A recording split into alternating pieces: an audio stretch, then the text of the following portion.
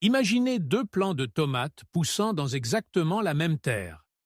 Environ, la première a été nourrie avec le meilleur de la science moderne que l'argent peut acheter. Elle a reçu une alimentation parfaitement équilibrée de cristaux bleus synthétiques. Elle a l'air bien, elle est vivante, mais regardez la deuxième. C'est un monstre. Les vignes sont épaisses comme des cordes. Les feuilles sont d'un vert profond, préhistorique, et elle est chargée de fruits lourds, fermes et impeccables. Le secret? Enfoui 30 centimètres sous ce géant se trouve un poisson cru unique. En 1621, cette méthode exacte a sauvé toute une colonie de la famine. C'est un moteur biologique qui transforme le sable mort en terre vivante. Pourtant, si vous entrez dans une jardinerie aujourd'hui, ils ne vous diront pas d'acheter un poisson. Ils vous mettront en garde contre cela. Ils vous vendront plutôt une bouteille en plastique de produits chimiques. Voici la question inconfortable. Si un poisson mort peut surpasser une industrie d'engrais d'1 milliard de dollars, pourquoi avons-nous cessé de l'utiliser? Avons-nous réellement trouvé une meilleure façon ou avons-nous simplement échangé la qualité contre la commodité? Aujourd'hui, nous allons déterrer un secret qui n'aurait jamais dû être oublié. Nous sommes en 1621. La terre de Plymouth est sablonneuse, froide et morte. Les colons sont au bord de l'effondrement. Lorsque Squanto s'est agenouillé dans la terre pour enterrer un poisson, il ne leur enseignait pas seulement une astuce, il leur enseignait un rythme. Il a montré aux colons que le harengue remontait le courant au moment exact où les feuilles de chêne avaient la taille d'une oreille de souris. C'était l'horloge de la nature. Le poisson arrivait précisément lorsque le sol était suffisamment chaud pour le digérer. C'était un cycle parfait et synchronisé. Alors, comment avons-nous perdu cette sagesse? Elle n'a pas disparu par accident. Elle a été évincée par une nouvelle invention. Au début du XXe siècle, deux scientifiques nommés Haber et Bosch ont percé le secret pour extraire l'azote de l'air et le transformer en ammoniac synthétique. Soudain, l'engrais n'était plus quelque chose que l'on devait attraper dans un filet. C'était quelque chose que l'on pouvait fabriquer en usine. Et voici la vérité brutale. L'industrie des engrais chimiques n'a pas gagné parce que son produit améliorait la terre. Elle a gagné parce que la biologie est salissante, mais la chimie est pratique. Pensez-y, un poisson cru, pourri, ça sent. Vous ne pouvez pas empiler 1 million de harengues morts dans un entrepôt et les y laisser pendant 5 ans. Vous ne pouvez pas les expédier à travers le pays dans une boîte sèche. Et surtout, vous ne pouvez pas breveter un poisson, mais un sac de sel chimique bleu, il se conserve. Il est facile à expédier. Il est facile à commercialiser. Et il est incroyablement rentable. Nous avons cessé d'utiliser le poisson non pas parce que la science a échoué, mais parce que la logistique était difficile. Nous avons échangé un système biologique vivant contre un produit industriel mort parce qu'il était plus facile à vendre. Et ce faisant, nous avons brisé le cycle que la nature avait perfectionné pendant des milliers d'années. Laissons l'économie de côté et examinons ce qui se passe réellement dans l'obscurité. 30 centimètres sous terre. Lorsque vous enterrez un poisson cru, vous ne faites pas que déverser des nutriments dans un trou. Vous construisez un moteur biologique. Voici la chose la plus importante à comprendre. Votre plant de tomate n'a pas de dents. Il ne peut pas mordre une sardine. Il a besoin d'un intermédiaire. Et cet intermédiaire est le réseau trophique du sol. Au moment où vous couvrez ce poisson de terre, des milliards de bactéries et de champignons dormants se réveillent. Ils sentent un festin. C'est là que le calendrier devient incroyable. Au cours des 2 à 4 premières semaines, les microbes attaquent les tissus mous, la chair, la peau et les entrailles. En consommant cette protéine, ils libèrent une énorme quantité d'azote. Pensez au timing. Cela se produit exactement lorsque votre plantule de tomate essaie de construire ses panneaux solaires verts. Elle a besoin d'azote pour faire pousser ses feuilles et ses tiges, et le poisson le lui fournit juste à temps. Mais ensuite, la plante change. Elle cesse de croître vers le haut et commence à essayer de se reproduire. Elle commence à produire des fleurs et des fruits. Maintenant, elle a faim de calcium et de phosphore pour construire des parois cellulaires solides.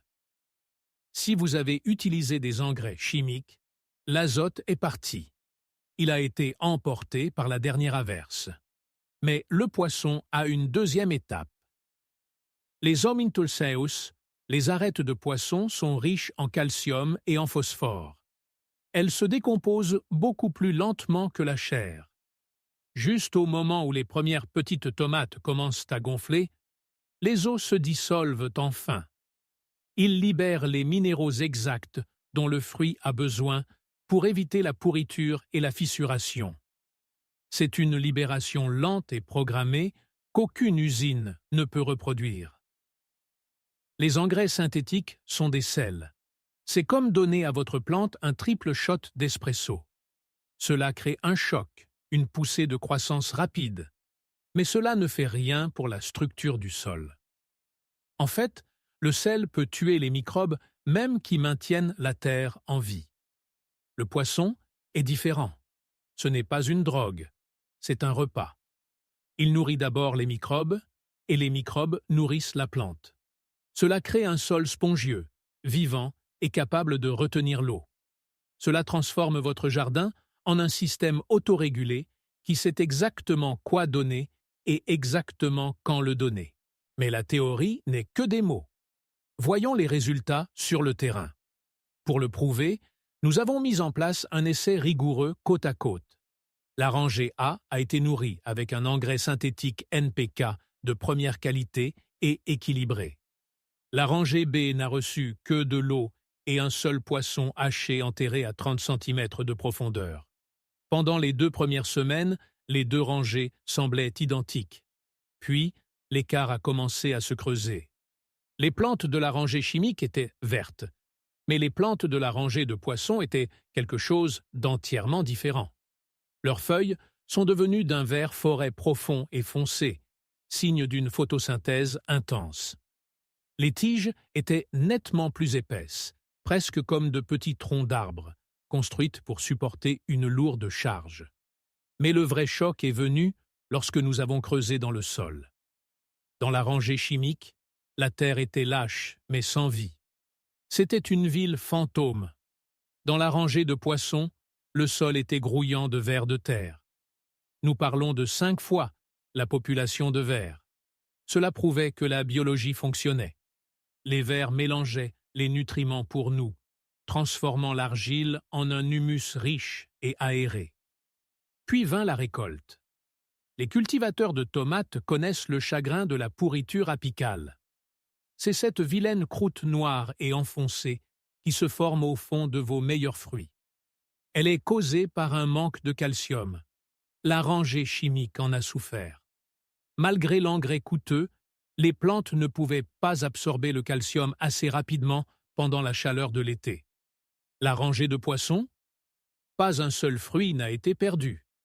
Les eaux à libération lente ont fourni un apport constant de calcium exactement lorsque le fruit en avait le plus besoin. Lorsque nous avons pesé la récolte finale, les chiffres étaient indéniables. Les plantes nourries aux poissons ont produit 25% de fruits en plus en poids. Les peaux étaient plus épaisses, résistantes aux fissures et aux fentes, et la saveur était intense. Ce n'était pas juste une astuce de jardinage. C'était une victoire écrasante pour la biologie. Alors, comment faisons-nous cela? Comment appliquons-nous une méthode vieille de 400 ans à un jardin moderne sans attirer tous les ratons laveurs du quartier? La précision est essentielle. Suivez ces étapes exactement, et vous cultiverez les meilleures tomates de votre vie. Première étape, le poisson. Vous voulez du poisson gras, sardines, haringues, maquereaux, ou même les restes de votre propre dîner. Si vous utilisez du poisson en conserve, rincez le sel. Voici l'astuce que la plupart des gens manquent.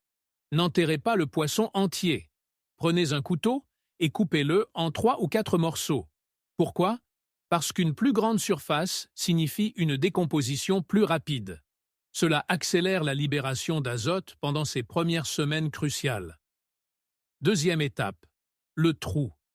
Creusez profondément. 30 cm est non négociable. Si vous allez peu profond, vous le sentirez, et la faune locale aussi. Mais à 30 cm, la décomposition reste aérobie et propre. La terre agit comme un filtre parfait. Troisième étape, les ingrédients secrets. Placez votre poisson haché au fond du trou. Maintenant, ajoutez une poignée de cendre de bois. Cela fournit du potassium et aide à équilibrer le pH du sol afin qu'il ne devienne pas trop acide. Ensuite, ajoutez une cuillère de farine d'os. Attendez, vous pourriez demander, le poisson n'a-t-il pas déjà des arêtes? Oui, mais les os frais mettent des mois à se décomposer. La farine d'os est votre assurance. Elle fournit du phosphore immédiat pour le système racinaire précoce, tandis que les os frais se dissolvent lentement pour les fruits de fin de saison. Elle comble le fossé. Quatrième étape. L'humidité. C'est crucial. Un poisson sec est un poisson momifié. Il restera là pour toujours. Arrosez abondamment le trou avant de le refermer. Les microbes ont besoin d'humidité pour faire leur travail. Cinquième étape. La zone tampon. C'est là que les débutants échouent. Ne laissez jamais les racines de votre plantule toucher le poisson cru. La première poussée d'ammoniac est trop forte. Elle brûlera les racines tendres et tuera votre plante. Couvrez le mélange de poissons avec au moins 5 à 8 cm de terre. Tassez doucement. Plantez votre plantule de tomates sur cette couche tampon. Au fur et à mesure que la plante grandit, ses racines chercheront naturellement les nutriments en dessous. Au moment où elles atteindront le poisson, l'ammoniac agressif aura disparu, remplacé par un festin riche et sûr. Remplissez le trou, arrosez-le à nouveau et partez. Vous venez de construire un moteur autonome. Nous avons passé le dernier siècle à essayer de déjouer la nature avec la chimie. Nous avons traité le sol comme une éponge vide qui n'avait qu'à être trempée dans un liquide bleu. Mais le sol n'est pas une éponge. C'est un estomac. Il est vivant. Lorsque vous enterrez un poisson, vous ne nourrissez pas seulement un plant de tomates. Vous nourrissez la terre elle-même. Vous invitez les vers, les champignons et les bactéries à revenir dans votre jardin. Vous restaurez un cycle que l'agriculture industrielle a brisé. Je ne vous demande pas de tout changer du jour au lendemain. Je vous mets au défi d'essayer juste une plante. Choisissez un coin de votre jardin. Enterrez un poisson. Et regardez ce qui se passe. Si cette vidéo vous a donné une nouvelle idée, appuyez sur le bouton.